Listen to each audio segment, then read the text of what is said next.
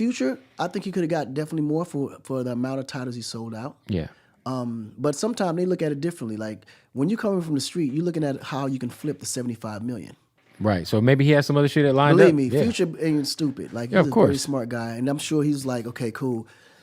I can go ahead and pull this away because people don't really even know that interest just on that 75 million, he can live forever, not have to work ever again. Yeah. If you manage your money properly, park that money in certain ventures, you'll never that money pays for your lifestyle forever, literally. So now everything you make on this side is bonus strip club money. That's beautiful. You know, What was it a comparable bag for your Lady Gaga buyout? it was enough for me to retire. Put it that way. I hadn't made a record since till now. That's crazy. Yeah. So would you say that, like, obviously being a part of Lady Gaga's career, being able to capitalize off that, you took a chance on her early? 100%. Just Dance, Poker Face, all that shit is. It was worth it. It was worth every penny. She's another one that I treat like T-Pain. I'm gonna always and forever be What was there. it about what you saw in her early on that, like, you were like, oh yeah, nah. Yeah, well, the thing is, I had already recognized all of that. And I was like, man, if she get the chance to be able to express herself as a real artist and not be pushed left or right for a label telling her what she can and cannot do, she's gonna be out of here. Wow. Because she's the kind of person that creates like movement. And I saw that as we was promoting her and how she was creating that monster movement in itself. I was like, ooh, this is big.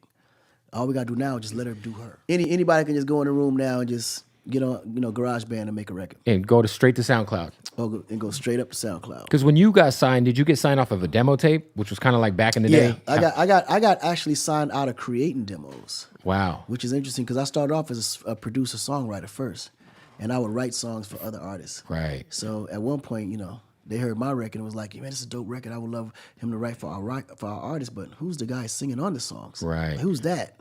You know what I mean? And that's how I got pretty much discovered. You kind of came out swinging with a record like Locked Up, which is when you first come out with a song like Locked Up featuring Styles P. Right. And you're very, like you said, originality. When you first came onto the scene, no one sounded like Akon. Nobody. That's why it was so hard to get that record played. Like Locked Up was out a whole year before I got Styles on it. Wow. Like, MTV thought it was too urban, and BT said it wasn't urban enough. So I was stuck in the middle. It was nowhere to go. So then when Styles got locked up, it was like, wait, hold up. He can actually, and he had the streets back then, Oh yeah, for sure. D-Block, All the and mixtapes, D-Block, all that, yeah. And I actually reached out to a lot of other features before even Styles. Right. And some either charged me way too much or just said they couldn't do it. They wouldn't do it because the record just wasn't, it was to them it was an R&B record. So when Styles, offered to do the record, he had actually heard it and loved the record already and was like, man, I would love to do it.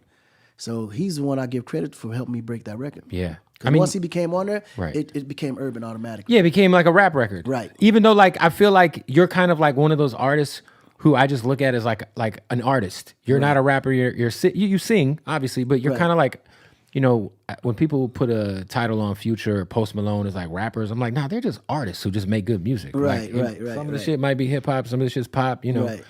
I'm curious because at your peak as an artist, when you were extremely active, you were like the go-to hook man. Right. Everybody had to have an Akon hook. You gave people careers. There was people who was getting deals or getting bags just because they had you on a hook. Right. What was the biggest bag you got to do a hook? Well, actually, mine, when it come to hook bags, it was a little different because every song you ever heard me on that had the hook on it was a record I produced. So I would give them the beat with me already on the chorus. So they had to pay for both. They had to pay for the whole thing. So like, because there's been a lot of artists who have done songs that like clearly they did for the bag. Was there one of those for you where you were like, yo, this bag was so crazy. The song might have been, I might not have loved the artist, but the song, it was a bag. You know what's interesting?